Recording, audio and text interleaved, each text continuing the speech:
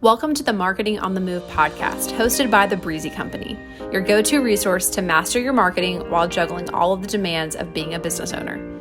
We understand that your time is a limited resource and marketing might be the last thing on your priority list right now. Our mission is to provide you with tangible insights and actionable tactics into the latest marketing trends, best practices, and strategies that you can implement no matter how busy you are. Each episode is designed to offer practical advice on leveraging your unique business strengths and efficiently managing your marketing strategy. Whether you're tuning in during your morning commute, between meetings, or while on the run, Marketing on the Move is here to empower you with the knowledge and tools you need to excel in marketing, even when your schedule is packed. Join us for a journey into making the most of your marketing efforts, no matter how busy you are.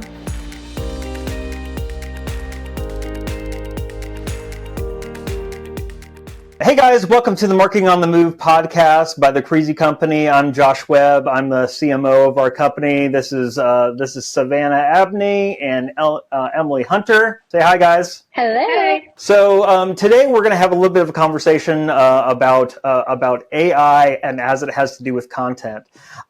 It's really just an open conversation. You guys say whatever you want, but here's the main things that we see all the time.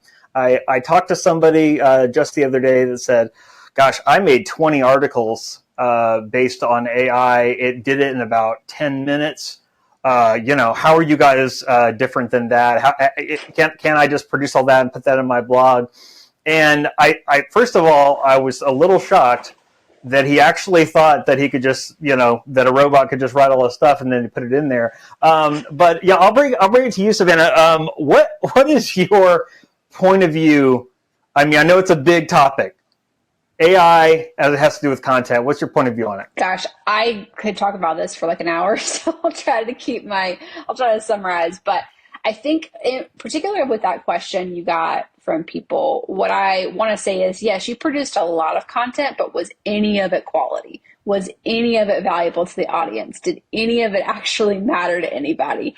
Was it unique? Did it have your brand or your company's, unique point of view on that subject? Or is it just like everybody else's content? Because if you're writing content like everybody else's, guess what? It's not going to get seen because it's going to get lost in the noise. And it's not going to be valuable at all. So I think that's kind of number one. Number two, it's really funny to me. We're discussing this. I think Josh and I were discussing this the other day, how, when Photoshop first came on the scene, like the actual first bit of the software, graphic designers still had to be the ones that used it. And over time, over decades, more people learned how to use it that weren't true graphic designers, but even still mostly graphic designers used it. And then, people got more and more, adept at using the software and using the tech. And then obviously Canva blew that whole thing open and everybody's a graphic designer now, quote unquote.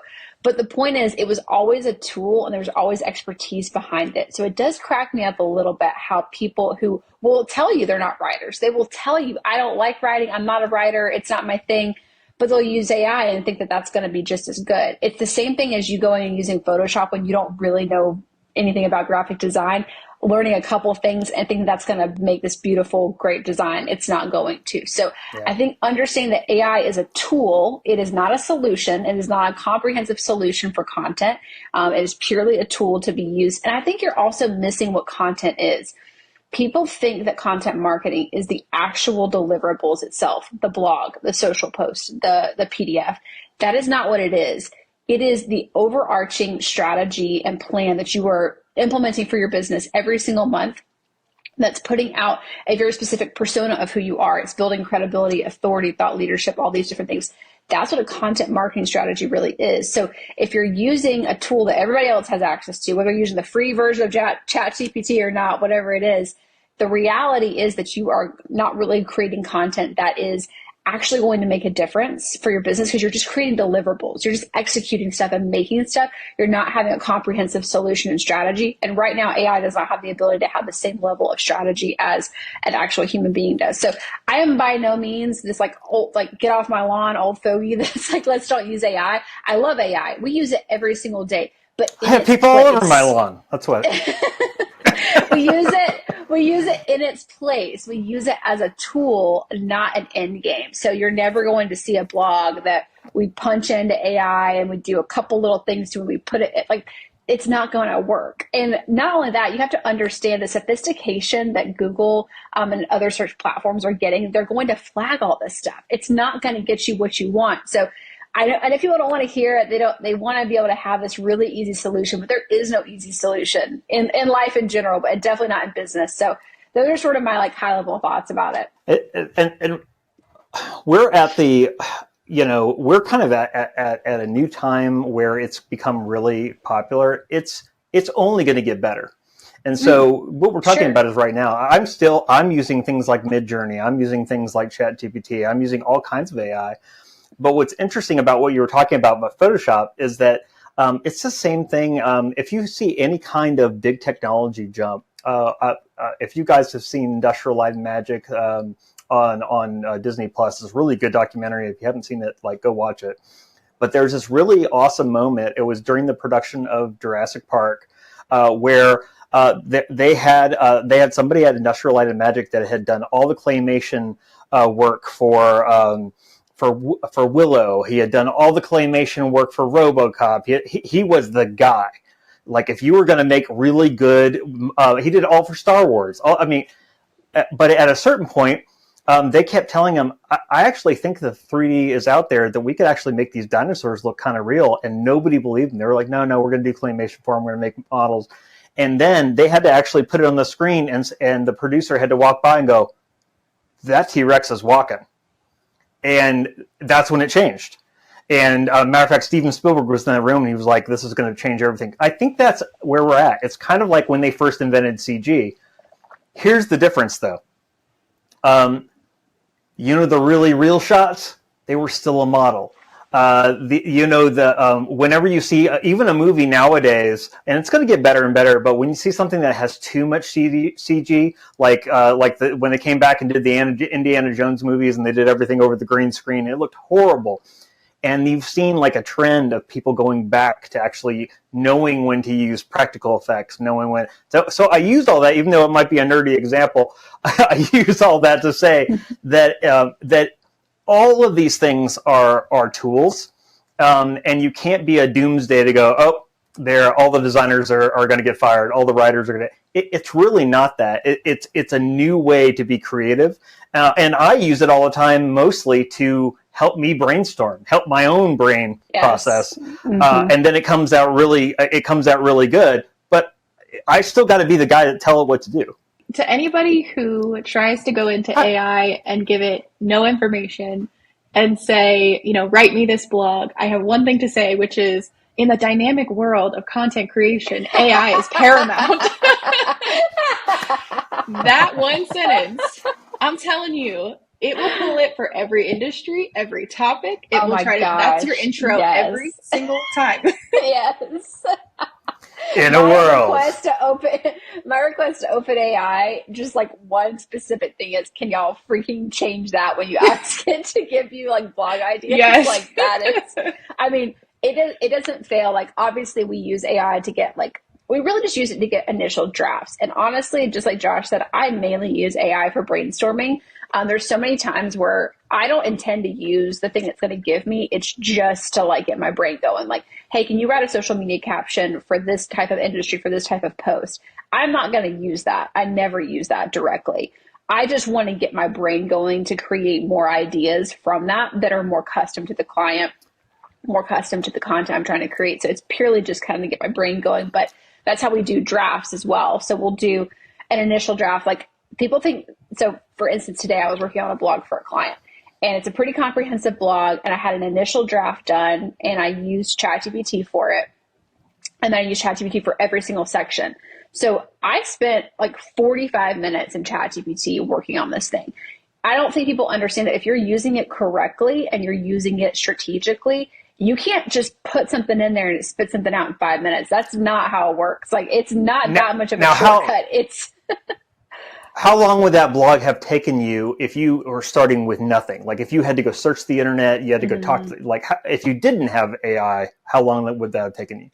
So this was a really comprehensive blog post for a really complicated industry. Just for context, I had a brief that was given to me by the client about what they were going for, what they're trying to accomplish. So I already had some of that information, which we don't always have with our clients. Sometimes we have a lot to go on. Sometimes we have nothing to go on. It just depends. In this case, there was a little bit of legwork already done on that front, and then I could take that and use that to get this to begin to build it out.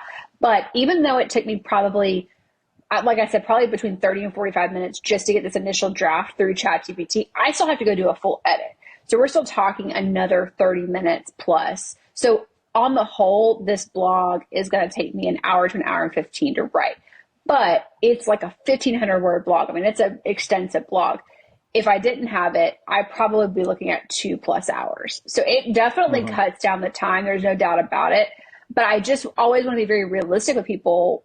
I think when you hear like we use AI, it seems like we're like being lazy or using shortcuts, or it's not as real.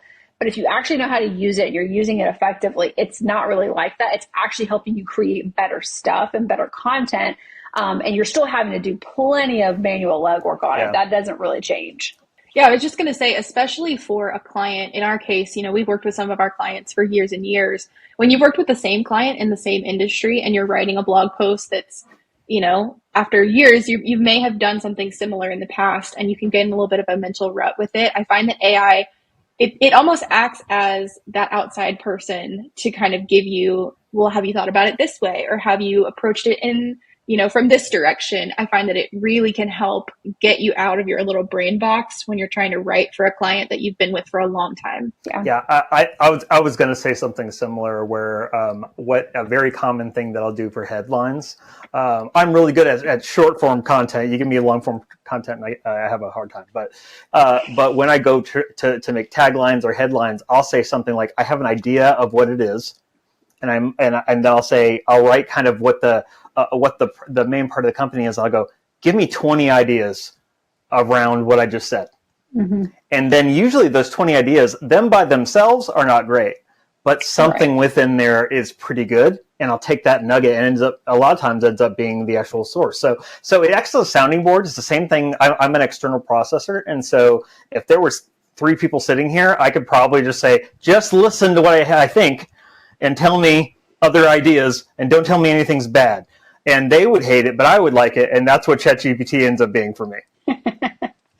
Yeah, I think ultimately just seeing it in its context. I know one thing that we talked about, we had some notes written down for this, is that AI is amazing, but you still need storytellers because people still connect with stories. I actually found this fact through a client recently that when a story is told during communication, you're 22 times more likely to actually remember what was said versus just getting statistics, because it's actually engaging the right side of your brain instead of just the left, which just has information and facts and stats. You actually need story around it. And that's the whole thing that StoryBrand's built on, right? Is telling stories, engaging the user in a journey that is, bigger than just whatever solution you can provide them or thing that you can sell them.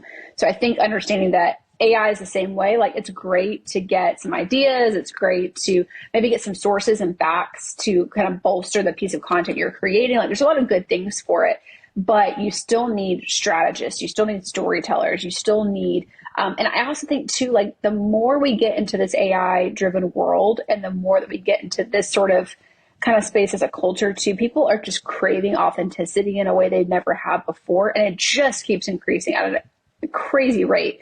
People just want what's real and want to feel connected to what you're saying. And you just can't do that by using AI alone. Again, it can be great, and in its place, it's fantastic. I think it's a wonderful tool. We incorporate it regularly, but you just still need real people who understand what you're trying to do and can help you get there. I just finished a site for a client with Breezy Sites, and one of the things that we were doing is that as we were going through, they just don't have a ton of photography, and the photography they do have, it's very candid. It's just shot, they don't have a lot of resources for it. And so what's really cool is that, if you use Midjourney at all, that's my favorite visual AI tool at the moment. You can do amazing things with it. You can tell it, I want a person standing there holding, looking at the city and thinking a certain thing. And you can tell them specific things that have to do with the blog post or exactly what the content is. And you're going to get really, really good stuff. That said, it's still not as good as if you got a real photographer who was really in there, who caught it and did a really good job. That's always going to feel better. And so it's a combination of the two. I have a friend who's a really good has a really good filming company, and it's going to be the same thing. He can tell stories, and even if you generated those with AI, they're going to feel like stock. They're not going to feel like when you really went and shot it. So so what's really cool is that if you don't have the budget or you don't have the time, you can actually be more specific now, and you can be more specific faster. Will people guess it's AI? Absolutely. They might say, "Oh, it's AI." That's cool. Too. Yeah, and that's, I think, the thing. People are more accepting of it, which is cool. Like, there's just a reality. If you're a small business, you don't want to use the same stock photos that everybody got off of Unsplash or Elements by Envato or whatever. You don't want to use that, but you also can't afford to have a full day photo shoot to come in and take photos of your office. And maybe you don't have an office. Maybe you're a fully remote company like we are, whatever it may be. So there's a real beauty in both the acceptance of AI and the way that you can get to it so much easier, again, for small businesses and startups. But I think just understanding, like, there's good and there's great. AI is good. It is not great. So I think just kind of knowing the place that you should hold it in. Cool. Well, I think we're gonna wrap this one up, but I just want to remind you guys a couple things that we're saying is that AI is only getting better. We totally realize that we're not saying it's a bad tool at all. We use it all the time, and we only expect to get better and better. But I'm a true believer of the human being, and so I truly believe that it's a case where we're going to be able to tell it how to do things faster. We're going to be happier with the results, things like that. And I don't think it's going to put filming people out of business. I don't think it's going to put designers out of business. I think they're just going to have to change how they design and how they tell stories. They're going to have to change it, knowing that there's something that can make it faster. So be storytellers, be empathetic, be real, and use AI to do those things and to make it faster. But do not use AI as a way to produce 20,000 words or 20 blog posts that Google's just going to go, I don't think so. Which said, what's the saying, Emily?